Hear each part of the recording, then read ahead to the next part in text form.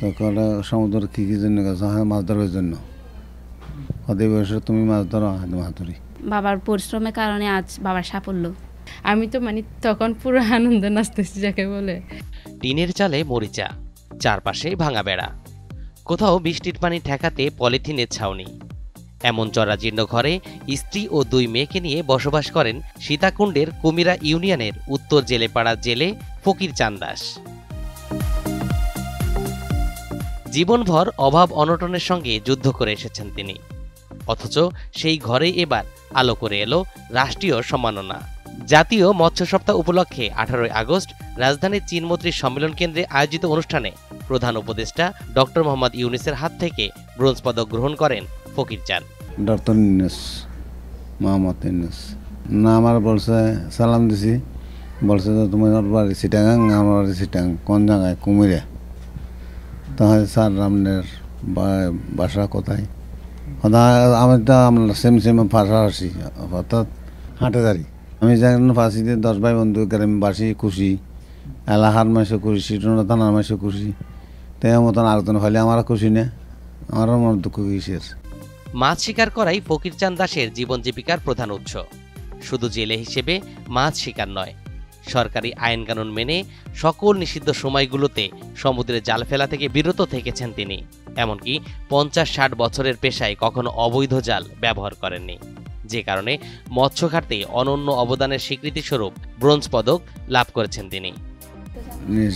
মানে বলি আমার সাহায্য সংস্কার করলো, যে নাম নিল, আমি সমুদ্র নাইতেছি, তো বলছে তুমি করতে নাইতেছি, আমি সমুদ্র নাইতেছি।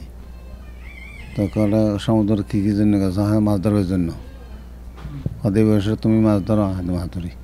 এই ফোনা দ্বারা নিষুধ, আমি ফোনা জাল বসাই নেই, নেট জাল দ্বারা নিষুধ, নেট জাল বসা নেই। 65 দিনে বন্ধ দিয়েছি, 65 দিনে বন্ধ মানছি, 22 দিনে বন্ধ দিয়েছি, 22 দিনে বন্ধ মানছি। 5 মেয়ের জনক ফকির চাঁদ 3 মেয়েকে বিয়ে দিয়েছেন। বাকি 2 মেয়ে কণিকা দাস স্নাতক 2য় বর্ষে এবং পূজা দাস একাদশ শ্রেণীতে পড়ছেন।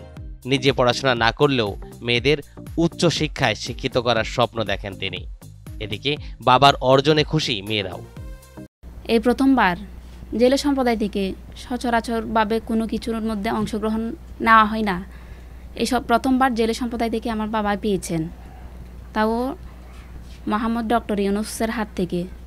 আমরা খুব খুশি। আমরা ছোটোবেলায় থেকে দেখে আসছি বাবার পরিশ্রমের কারণে আজ বাবার সাফল্য।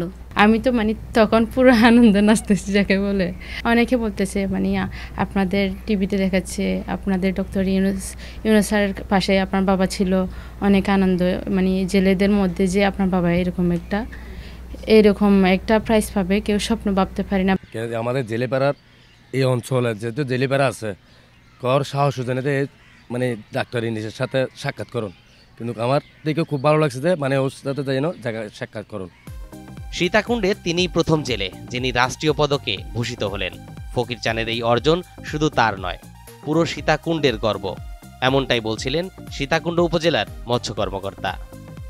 আমাদের এমন একটা অর্জনে সীতাকুণ্ড উপজেলায় একজন মৎস্যজীবী এত জাতীয় একটা পুরস্কার পেয়েছেন, সেটা নিঃসন্দেহে গর্বের।